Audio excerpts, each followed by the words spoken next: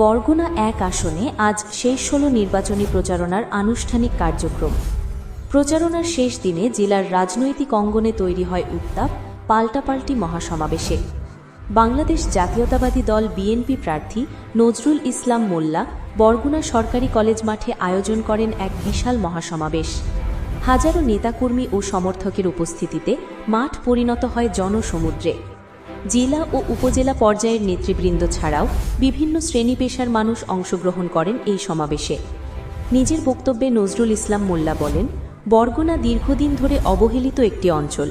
এই উন্নয়ন বঞ্চিত জনপদকে আধুনিক, উন্নত ও সমৃদ্ধ বরগুনায় রূপান্তর করতে বাংলাদেশ জাতীয়তাবাদী দল বিএনপি অঙ্গীকারবদ্ধ। শিক্ষা, স্বাস্থ্য, যোগাযোগ ব্যবস্থা ও কর্মসংস্থান সব ক্ষেত্রে বরগুনাকে এগিয়ে নেওয়াই আমাদের লক্ষ্য। তিনি আরও বলেন, জনগণের ভোটের অধিকার নিশ্চিত করা এবং গণতন্ত্র পুনরুদ্ধার করাই এই নির্বাচনের মূল লক্ষ্য। অপরদিকে বাংলাদেশ ইসলামী আন্দোলন মনোনীত প্রার্থী মাহমুদুল হোসাইন অলিউল্লাহ হাত পাখা প্রতীক বরগুনা জেলা স্কুল মাঠে সমাবেশ করার অনুমতি পেয়ে সেখানে তার নির্বাচনী মহাসমাবেশ সম্পন্ন করেন। এই সমাবেশেও বিপুল সংখ্যক নেতাকর্মী ও সমর্থকের উপস্থিতি লক্ষ্য করা যায়। নিজের বক্তব্যে অলিউল্লাহ বলেন, দেশকে দুর্নীতিমুক্ত করা, ন্যায় বিচার প্রতিষ্ঠা করা এবং ইসলামী আদর্শভিত্তিক রাষ্ট্রব্যবস্থা গড়তে ইসলামী আন্দোলনের কোনো বিকল্প নেই। আমরা ক্ষমতার রাজনীতি নয়, চরিত্রের রাজনীতি প্রতিষ্ঠা করতে চাই।